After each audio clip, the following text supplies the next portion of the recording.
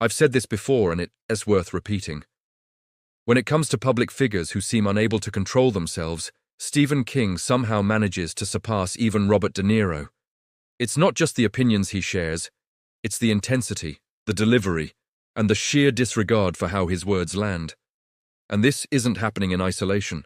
This is the same Stephen King who previously spread false claims about Charlie Kirk on social media, specifically on X, shortly after Kirk was assassinated on September 10th.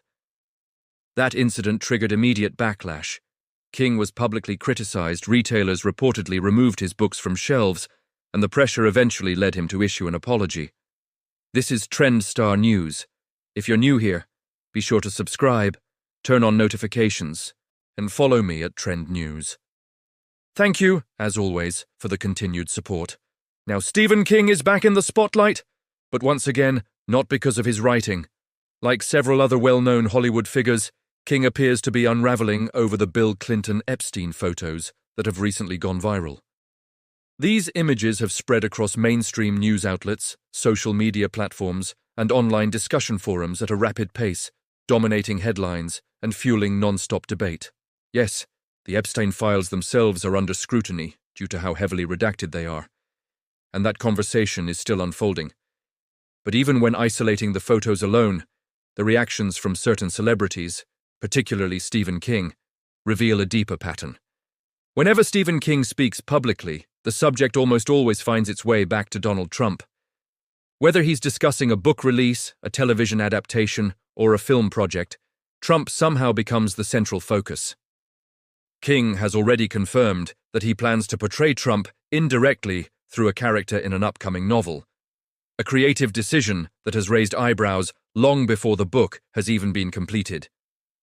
As the Epstein-related photos continued to dominate political conversation, and as Hollywood figures began reacting aggressively to the Clinton images, Stephen King escalated his rhetoric even further. After the photos surfaced, he released a statement that many viewed as crossing a line, attacking not only Trump, but Trump supporters and large segments of the public. King claimed the country is facing a monster, one he described as worse than any fictional villain he has created. He accused Donald Trump of being rotten to the core and argued that Trump was intentionally humiliating Bill Clinton by amplifying what he called unnecessary visual material with no legitimate foundation. According to King, Trump's goal is to publicly embarrass former Democratic presidents, including Joe Biden, Barack Obama, and most notably Bill Clinton, by circulating these images to energize his political base. He insisted the photos served no purpose other than provoking supporters into assuming Clinton engaged in wrongdoing. King went further, stating that more than 80 million Americans are fools who enable Trump's behavior. He claimed these citizens inspire Trump to act like a dictator, lacking empathy or remorse. King also accused Trump of shielding himself behind redacted Epstein files while simultaneously exposing Clinton in an effort to weaken Democratic leadership ahead of the 2026 midterm elections. He labeled Trump's actions as petty and asserted that none of the bullies he's written into his stories compare to him.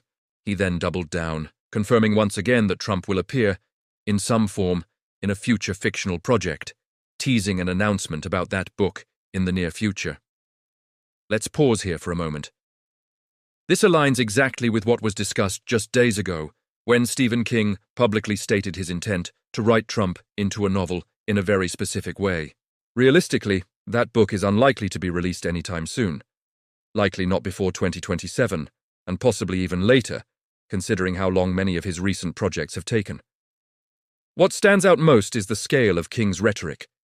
He openly attacks more than 80 million Americans, labeling them lunatics, liars, and worse.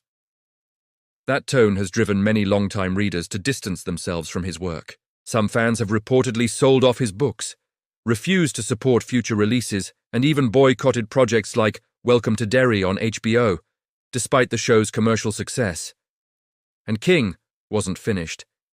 He went on to argue that creators, whether authors, filmmakers, or storytellers, have a moral responsibility to publicly criticize Trump through their work. He claimed that although he has created some of the most terrifying fictional characters in modern literature, nothing frightens him more than Donald Trump, whom he accused of damaging the country and the economy. Then came one of his most controversial statements yet.